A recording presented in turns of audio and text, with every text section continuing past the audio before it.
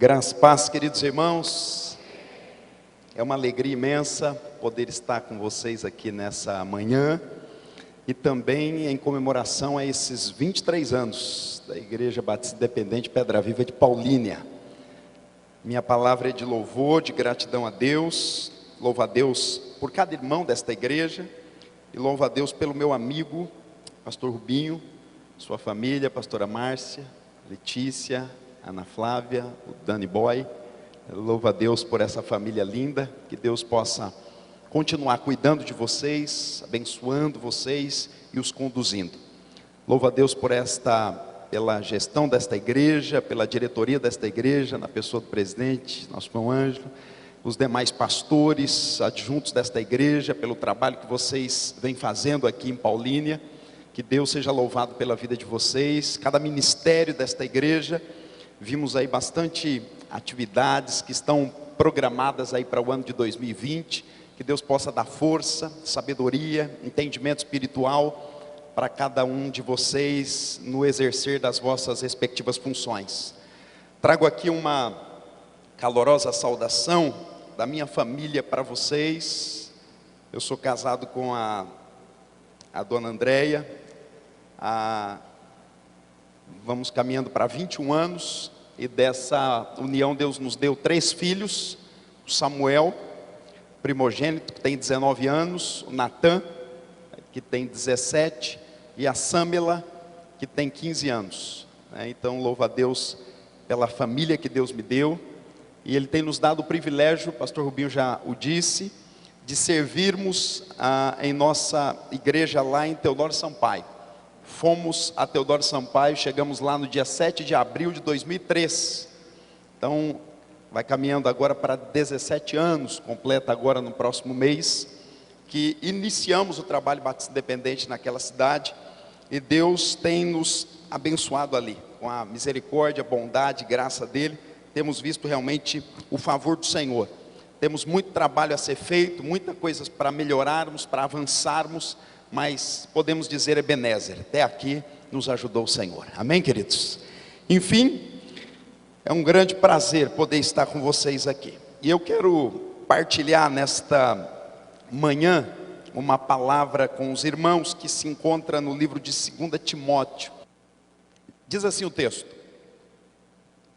Tu, porém, tens seguido de perto o meu ensino, procedimento, propósito, fé, longanimidade, amor, perseverança, as minhas perseguições e os meus sofrimentos, quais me aconteceram em Antioquia, Icônio, Listra, que variadas perseguições tenho suportado. De todas, entretanto, me livrou o Senhor. Ora, todos quantos querem viver piedosamente em Cristo Jesus serão perseguidos, mas os homens perversos e impostores irão de mal a pior, enganando e sendo enganados. Tu, porém, permanece naquilo que aprendeste e de que fostes inteirado, sabendo de quem o aprendestes, e que desde a infância sabes as sagradas letras que podem tornar-te sábio para a salvação pela fé em Cristo Jesus. Toda a Escritura é inspirada por Deus, útil para o ensino, para a repreensão, para a correção, para a educação na justiça, a fim de que o homem de Deus seja perfeito e perfeitamente habilitado para toda boa obra. Amém. Queridos irmãos, quando pedi a Deus que nos trouxesse, nos desse uma palavra nesta manhã a ser partilhada com uma igreja que está no momento de festividade e comemoração por mais um ano da sua existência na execução do reino. E eu pedi a Deus que nos desse uma palavra que pudesse ir ao encontro da igreja e que pudesse ministrar ao teu coração e falar contigo de forma a gerar e a trazer no coração da igreja edificação e crescimento espiritual. Quando olho para esse texto, Paulo, quando escreve a Timóteo, nesse texto, muito provavelmente Paulo já está condenado à morte, muito provavelmente Paulo está em sua segunda prisão em Roma, e ele já está em seus últimos dias, quando no capítulo 4 desse mesmo livro, ele faz menção de que ele já está sendo oferecido por libação, ele já está sendo oferecido por sacrifício. Paulo nos leva claramente a entender que os seus dias estão se desvaindo, e de que agora ele tem um desejo, e esse desejo é encorajar o filho Timóteo, o filho na fé, o jovem pastor Timóteo, que agora está com uma grande responsabilidade no pastoreio da igreja de Éfeso. Nesta ocasião, Timóteo provavelmente está pastoreando esta igreja na cidade de Éfeso. E a cidade de Éfeso, que era um grande centro comercial, uma cidade politeísta, que cria muitos deuses, uma cidade onde era um centro religioso, o templo da deusa Diana que estava em Éfeso, e muitas dificuldades com relação à questão da fé e à observância dos preceitos da fé estavam presentes na igreja de Éfeso. E agora Paulo está trazendo uma instrução e uma orientação a esse pastor, para que ele pudesse então receber um encaminhamento, um fortalecimento na fé, de como ele deveria proceder com relação à sua trajetória e o exercício do seu ministério. É bem verdade que Timóteo, 1 Timóteo, 2 Timóteo, Tito, são considerados cartas pastorais. E aí talvez em primeiro momento a palavra que nos venha é: mas nós não somos todos pastores aqui, mas antes de ser pastor, o pastor é também um cristão. Antes de ser pastor, o pastor é também uma ovelha. Antes de ser pastor, ele é também um servo. E a ideia e o propósito aqui é que Paulo, ao trazer essa instrução, ele está orientando Timóteo para que ele tramite então no contexto da igreja, no ambiente da igreja, de tal forma que a sua forma de se portar, de agir e de lidar com as questões presentes na igreja, pudesse realmente gerar e trazer solidificação e fortalecimento para aquela igreja. E não diferente daquela ocasião, cremos que também nessa manhã Deus tem para nós uma palavra de fortalecimento para a nossa fé, de renovação para as nossas vidas e edificação espiritual para a Igreja Batista Independente Pré-Davi de Paulínia, aonde Deus tem algo reservado para o teu coração e para a tua vida. Você pode dizer amém por isso? Diante disso, o capítulo 3 inicia na ideia de um distanciamento que estava havendo no coração de muitos cristãos. Paulo inicia o capítulo 3 falando acerca da apostasia, falando acerca deste enfraquecimento da fé. E quando nós pensamos com relação a isso, com relação à apostasia, com relação ao enfraquecimento da fé, irmãos queridos, nós vivemos dias muito difíceis com relação a esse aspecto. Nós vivemos uma época onde cada vez mais as pessoas querem ser beneficiadas com aquilo que Deus pode proporcionar, com aquilo que Deus pode fazer, com aquilo que Deus pode estabelecer. No entanto, as pessoas muitas vezes não querem o comprometimento com o Deus da palavra, não querem se comprometer com as verdades do Evangelho, não querem se render realmente diante daquilo que a palavra nos ordena, nos direciona e nos traz como ensinamento. Vivemos uma época onde as pessoas estão cada vez mais secularizadas. Vivemos uma época onde as pessoas estão cada vez mais querendo em si mesmo e naquilo que elas mesmas podem proporcionar através da sua própria capacidade, através da sua própria condição e em virtude daquilo que elas alcançaram no transcorrer da sua própria vida. Uma sociedade realmente pós-moderna, e se fala-se até já em uma sociedade que caminha para uma condição pós-cristã. Misericórdia. Que nós como igreja do Senhor tenhamos os preceitos da igreja, realmente os preceitos da palavra presentes na nossa vida, no nosso coração, entendendo realmente quais são os propósitos de Deus e as verdades de Deus presentes e pertinentes sobre a nossa vida. Diante de tudo isso, Eu quero vos propor nessa manhã uma palavra, a partir daquilo que diz o verso de número 17, a fim de que o homem de Deus seja perfeito e perfeitamente habilitado para toda boa obra. A fim de que o homem de Deus seja habilitado para toda boa obra. E assim sendo, quero propor a você uma igreja habilitada para toda boa obra. A igreja do Senhor que esteja e que seja uma igreja habilitada para toda boa obra. A igreja que está habilitada em Deus é uma igreja que caminha a partir da perspectiva dos propósitos de Deus, dos ensinamentos de Deus e do encaminhamento de Deus para com a sua vida. Se você, em primeiro momento, como igreja, como indivíduo, porque o núcleo da igreja inicia a partir de nós. Nós somos, em primeiro momento, a igreja. E quando nós, então, como igreja, decidimos servir e honrar a Deus, e eu me encontro com outro irmão que também entendeu o princípio de ser igreja, e que também deseja caminhar nesta perspectiva e nessa direção, ele também se coloca diante dessa condição para ser igreja. E aí um grupo de pessoas então decidem caminhar nessa direção e se posicionarem todos como igreja. E assim sendo, nós seremos uma igreja habilitada para toda boa obra, para a glória do Senhor. Para ser essa igreja, eu quero destacar algumas coisas importantes com vocês. Em primeiro momento, está no verso de número 10. É interessante que Paulo vai dizendo a respeito da apostasia, do verso 1 até o 9. E ele vai falando para Timóteo, e guiado pelo Espírito de Deus, acerca de como estava a realidade. Mas quando ele chega no verso 10, ele diz assim: tu, porém.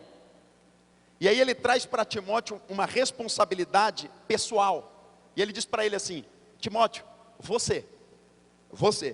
de você se espera algo diferente. Irmão querido, venha cá comigo, deixa eu lhe dizer uma coisa. Tu, porém, de você,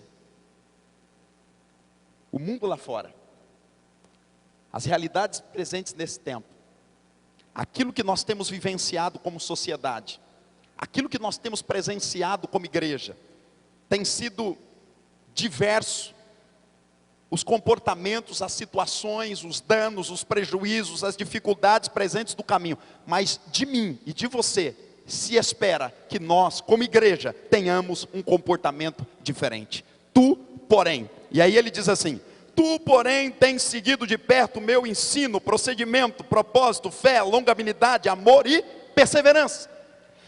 Paulo está falando a respeito de tudo aquilo que Timóteo havia recebido dele mesmo. Ele está dizendo: olha, você tem seguido de perto.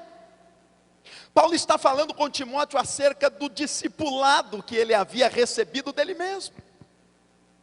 Paulo está dizendo para ele assim: olha, a escola que você passou, o discipulado que você teve, é uma escola e um discipulado que não lhe permite ter uma postura diferente agora, diante destas circunstâncias e diante das situações nas quais tem pressionado você a viver ou a se comportar de forma diferente daquilo que você aprendeu. Tu, porém, vivencie agora, traga agora esta experiência que você já tem obtido e faça com que ela seja algo real em sua vida para a glória de Deus. Queridos irmãos, é preciso com que nós venhamos trazer realmente para a nossa vida esta responsabilidade daquilo que nós temos recebido de Deus. E a minha pergunta para mim e para você nessa manhã é: o que é que nós recebemos do Senhor? Que tipo de experiência nós temos obtido em Deus? Que tipo de relacionamento nós temos construído no Senhor? Como é que está a nossa vida e o nosso relacionamento com Deus? Porque se aquilo que nós temos recebido de Deus está fragilizado, está fragmentado, está de alguma forma comprometido, muito provavelmente nós não conseguiremos manter ou ter esta postura de nos mantermos como homens e mulheres habilitados para toda boa obra. Tu, porém, é preciso trazer novamente para a sua vida e para o teu coração esta condição do discipulado, da vida com Deus, do relacionamento com Deus, dos ensinos do Senhor para o seu coração e para a sua vida. Amém por isso? Em segundo lugar, além dessa condição do discipulado, o verso de número 11 diz que as minhas perseguições e os meus sofrimentos, quais me aconteceram em Antioquia, Icônio e Listra, quando nós olhamos para esse verso, nós vemos que para ser um cristão habilitado é preciso também com que nós devemos trazer à memória o testemunho de uma vida e de experiências. Quando Paulo está em sua segunda viagem missionária, em Atos capítulo 16, a Bíblia nos conta que ele encontra com Timóteo, e Timóteo adentra a comissão missionária, do trabalho missionário de Paulo. E a partir daquele momento, Paulo, ele visita algumas cidades onde igrejas já haviam sido plantadas na primeira viagem missionária. Além disso, ele também planta outras igrejas. Em todas estas cidades nas quais ele vai passando, ele é, meus queridos, vitimado, ele de alguma maneira lida, ele trata, ele vivencia situações de grandes dificuldades. São açoites, são perseguições, são prisões. E todas essas questões não geraram na vida de Paulo qualquer sentimento que o fez desistir e entregar os pontos. E agora ele está trazendo à memória de Timóteo esta condição, como se Timóteo precisasse entender que as experiências da vida e que as questões presentes do dia a dia precisam ser remetidas continuamente em nosso coração, para que nós não nos esqueçamos jamais, meus irmãos, de que o Deus que esteve conosco na dificuldade A, na B, na C, é o mesmo Deus que estará conosco em todas as dificuldades da vida e que estará presente a renovar as nossas forças e a não permitir com que nós venhamos desanimar e a entregar os pontos. Amém? Por isso, Paulo está levando a essa condição de reflexão e de entendimento sobre a vida de Timóteo, dizendo para ele: queridão, você foi testemunha daquilo que eu vivenciei. Muito provavelmente agora você terá suas experiências. Deixa eu dizer uma coisa para você. Talvez a tua experiência seja dura. Talvez você esteja vivendo dias e situações na tua vida nas quais você tem se perguntado: Deus, o porquê disso? No entanto, se Deus tem permitido com que essas dificuldades, ou algumas delas tenham vindo até você, volte o teu coração ao Senhor, estreite o teu relacionamento com Deus, e entenda que se Deus permitiu essa condição, Ele estará com você, e Ele lhe fortalecerá no caminho, e Ele dará a você condições para que você supere, para que você vença, e para que você transponha essa condição. É necessário com que nós entendamos que, quando Deus nos conduz ao deserto, o deserto é lugar de provação, sim. Deserto é lugar de dificuldade, sim, mas o deserto é lugar da presença de Deus. É no deserto que as maiores experiências com Deus são geradas. É no deserto que nós vemos coisas extraordinárias. É no deserto que nossa proximidade, o nosso relacionamento com Deus é estreitado. Então, não murmure, não reclame, apenas submeta-se, peça a Deus entendimento, força, e Ele dará a você condições para que você supere, porque para ser uma igreja habilitada é preciso com que nós entendamos que as experiências e as dificuldades passadas pela vida, elas farão parte do currículo que nós precisamos ter, para que nós alcancemos esta habilitação em Deus, e consigamos de fato, meu querido, permanecer e prevalecer diante de toda a situação do caminho, para a glória do seu nome. Amém. Tu, porém, olhe para elas, olhe para essas dificuldades, e não permita com que elas sejam influenciadoras a ponto de gerar destruição, mas que elas sejam trampolins para a tua fé, para a tua vida e para a tua relação com Deus. Em terceiro lugar, para ser um cristão habilitado, é preciso também, além de trazer à memória todas essas questões, é preciso ter essa capacidade de suportar e de ter resistência e resiliência. Ou seja, o verso de número 12 diz que: ora, todos quantos querem viver piedosamente em Cristo serão perseguidos. Quando perseguições, quando situações, a Bíblia diz que a nossa luta não é contra a carne e nem contra o sangue. A nossa luta não é humana. A nossa luta, ela se dá e se trava no âmbito espiritual. Então é preciso com que nós compreendamos o seguinte: existem algumas coisas que acontecem no caminho, que nós precisamos ter discernimento e entendimento espiritual para compreender o seguinte: espera lá, eu preciso resistir a essa condição e eu preciso me adaptar a ela. Ou seja, eu estou passando por uma dificuldade que me obriga a tomar algumas decisões agora, nas quais eu preciso me adaptar a essa condição de grande provação em minha vida. Essa capacidade de resiliência, de poder me amoldar a esse novo momento exigido frente a esta dificuldade que eu estou passando, e não entregar os pontos. Tem gente que caminha bem enquanto tudo está bem. Tem gente que vai bem enquanto a dificuldade não bate na porta. Tem gente que vai bem enquanto a conta bancária está bem, enquanto a saúde está bem, enquanto o relacionamento familiar está bem.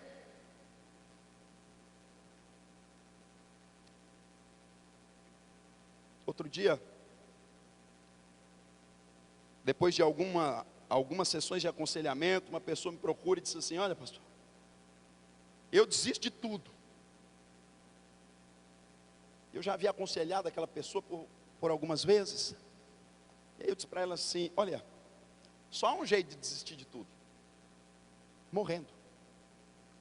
Você quer morrer? Não, morrer não. Morrer misericórdia. Falei: então levante a cabeça e creia. Então se posicione diante de Deus e entenda que Ele pode fazer você superar. Agora, o pior de tudo é que algumas pessoas, em virtude de tão grande provação e sofrimento, elas querem de fato morrerem.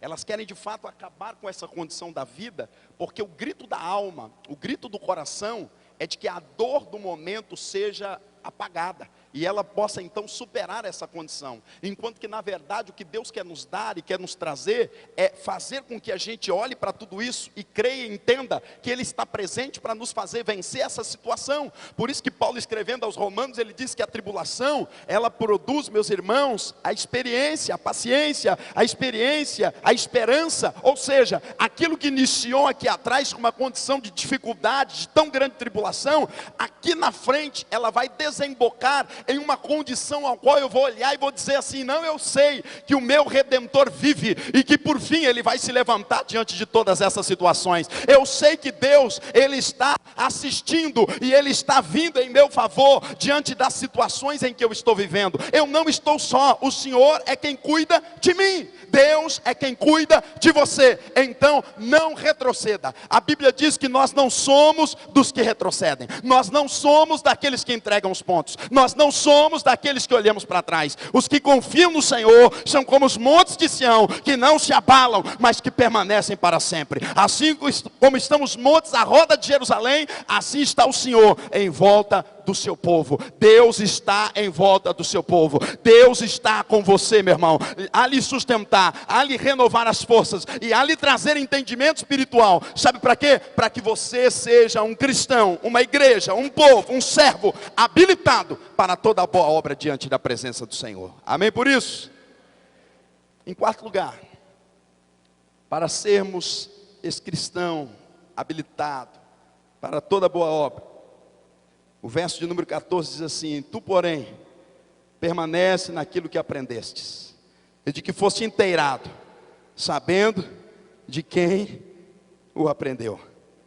Não negocie, não abra mão da verdade que você aprendeu.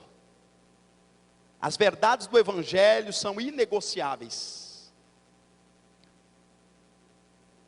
Pastor Rubinho deu uma palavra lá na convenção, falando a respeito dessa condição da igreja ser contemporânea. A igreja contemporânea que não negocia os seus princípios. É esta condição que nós precisamos ter como igreja.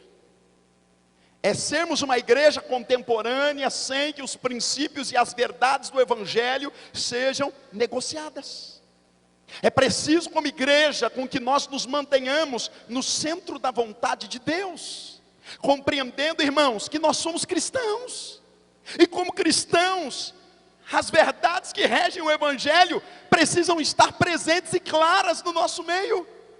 Nós não somos norteados a partir dos princípios estabelecidos pelas leis, meus queridos, deste mundo. Nós somos estabelecidos a partir das leis e dos princípios do Evangelho do Senhor. O Evangelho do Senhor é quem rege a nossa fé, é que conduz a nossa vida. Como é que nós temos lidado com essa questão? Paulo está dizendo a Timóteo: Timóteo, você está num contexto onde há tantas coisas que tentam influenciar você na cidade de Éfeso. Mas mantenha os preceitos, mantenha a postura, mantenha o comportamento que você aprendeu. Não retroceda. Permanece naquilo que você aprendeu. E como base daquilo que ele havia aprendido, o texto atrela e liga a ideia daquilo que havia sido aprendido com o verso de número 15, na seguinte perspectiva: e o que desde a infância sabes, as sagradas letras, que podem tornar-te sábio para a salvação pela fé em Cristo Jesus. Ele atrela estas condições aprendidas com as sagradas escrituras, com o texto da palavra de Deus. E aí eu quero trazer para nós aqui essa condição de nós entendermos que permanecer naquilo que nós aprendemos é permanecer naquilo que nos comunica a Deus. E o que nos comunica a Deus? O Espírito Santo. E o que nos comunica a Deus? A palavra dele. Qual é? Jesus Cristo é o ponto culminante, mais alto, é o ápice da revelação de Deus ao homem. Mas nós conhecemos a Deus através das Escrituras, conduzido pelo Espírito. Ou seja, quando o Espírito de Deus revela a nós as Escrituras, a Bíblia tem o poder de trazer a nós transformação, mudança, encaminhamento, fortalecimento da fé. Por isso que a palavra de Deus, ela precisa ser presente na nossa vida. Por isso que o escritor aos Hebreus diz que a palavra de Deus é viva e eficaz, mais penetrante do que espada de dois gumes, que penetra até divisão de alma e espírito, juntas e medulas, e é apta para discernir as intenções e os pensamentos do coração.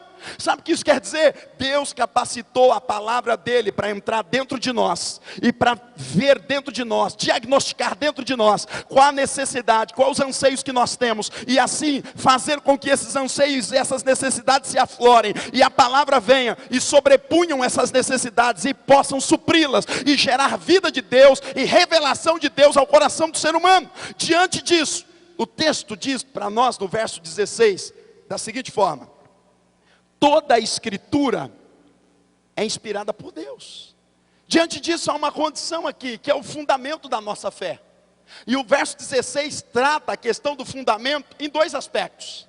Trata a questão do fundamento no que diz respeito àquilo que revela o fundamento, a revelação do fundamento. E o que é a revelação do fundamento? É a revelação da palavra.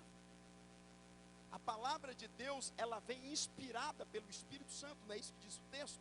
Toda a Escritura é inspirada por Deus.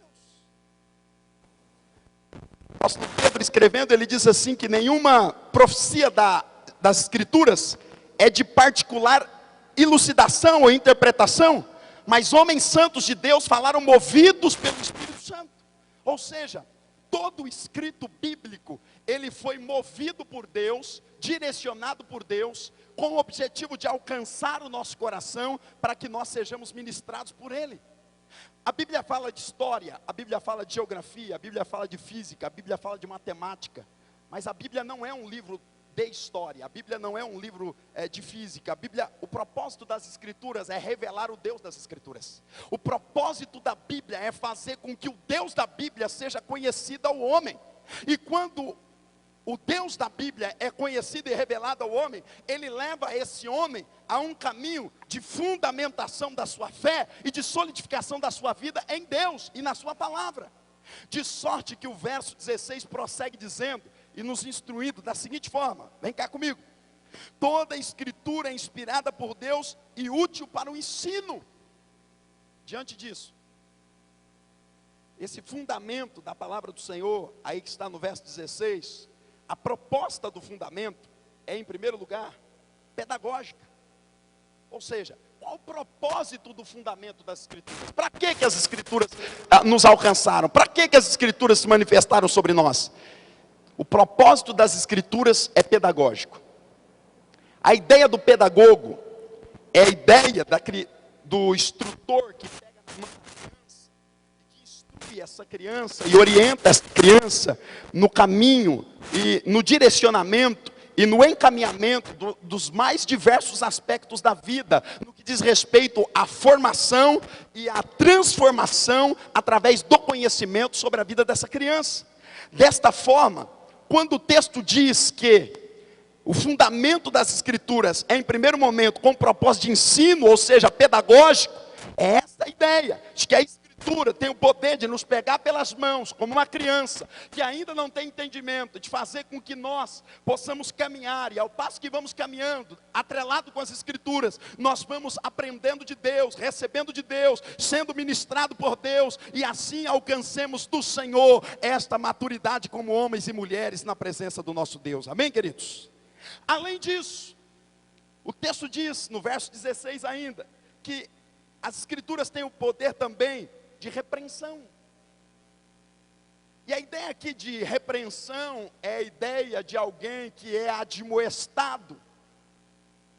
É a ideia de que um superior chega ao seu subalterno e diz para ele assim: olha, você errou no seguinte aspecto, é preciso corrigir este erro, é preciso fazer diferente no que diz respeito a esse aspecto, esse fato, essa condição está errada. É a ideia da admoestação. E eu fico olhando Deus, olhando para nós, e ministrando sobre nós, e dizendo para nós que algo em nós está errado. E aí eu fico imaginando, irmão, como é que Deus nos vê, e como é que Ele olha para nós. O interessante em tudo isso, é que Deus, quando nos olha, Ele nos sonda. E quando Ele nos sonda, Deus, Ele não tem um parecer a nosso respeito, Ele tem uma sondagem profunda a nosso respeito. E a ideia de sondagem é a ideia de que essa sondagem leve a um diagnóstico. Deus, quando Ele olha para nós, ele nos conhece de uma forma tão íntegra, tão poderosa, tão profunda, que Ele faz um diagnóstico da nossa vida. E quando Ele gera e traz esse diagnóstico da nossa vida, meu irmão, e Ele apresenta esse diagnóstico para quem? Para Ele? Não, Ele já sabe. Ele apresenta esse diagnóstico para nós mesmos, dizendo: filho, olha como é que você está vivendo. Filha, olha como é que você está procedendo. Não foi para isso que eu te salvei. Não foi para isso que eu te chamei. Vivendo assim, caminhando assim, você não estará habilitado. A habilitação virá quando nós entendermos que o diagnóstico de Deus ao nosso respeito não é para nos envergonhar, não é para nos entristecer. A Bíblia diz que Deus corrige o que ama e açoita o que recebe por filho. A Bíblia diz que, se nós, no texto da ceia, Paulo escrevendo aos Coríntios, no capítulo 11, quando ele faz menção acerca da ceia do Senhor, ele diz que, se nós tivéssemos a capacidade de analisarmos a nós mesmos, não seríamos repreendidos pelo Senhor. Mas nós somos repreendidos pelo Senhor para não sermos condenados com o mundo. Ou seja, Ele chega para nós e Ele diz para nós assim, Ele nos admoesta dizendo: não é por aí que eu te quero. Não é dessa forma. E quando Ele gera e traz esse diagnóstico, a palavra do Senhor tem esse poder. o poder de gerar essa condição de admoestação na nossa vida, ao passo que nós lidamos, às vezes tratamos lá em casa de uma forma, lá no ambiente de trabalho, às vezes aqui no ambiente da igreja, e aí nós vamos para a palavra, e a palavra chega e nos confronta, e diz para nós, não é assim, não é dessa forma. Eu digo que não é fácil ter que voltar e falar assim, me perdoe aí, irmão, que eu fiz errado, viu? Não é fácil. Como não é fácil fazer isso, eu tento evitar ao máximo. Tento evitar. Às vezes a gente não consegue e falha. E aí quando falha, o que é preciso? A palavra nos admoesta. E o interessante dessa admoestação de Deus sobre o nosso coração é que ela é constante. Ele vai ministrando sobre nós. Ele vai dizendo para nós assim, filhão, não é aí. Filhão, não é por aí. Filhão, não é dessa maneira. E nós vamos sendo admoestados pelo Senhor. E ao passo que a gente volta para a palavra vai trazendo e vai gerando essa condição sobre o nosso coração. Com qual intuito? Ele não apenas nos admoesta, ele não apenas diz está errado, mas ele mostra para nós o caminho correto. Ele mostra para nós qual é a direção, à luz da palavra e direcionado por ela, de que maneira nós devemos viver. E quando nós pensamos no poder de correção, há uma palavra derivada do texto. Quando nós vamos lá no médico ortopedista, o médico ortopedista, ele trabalha com a ideia da correção dos ossos, do músculo, para que volte à origem de como estava ou como era.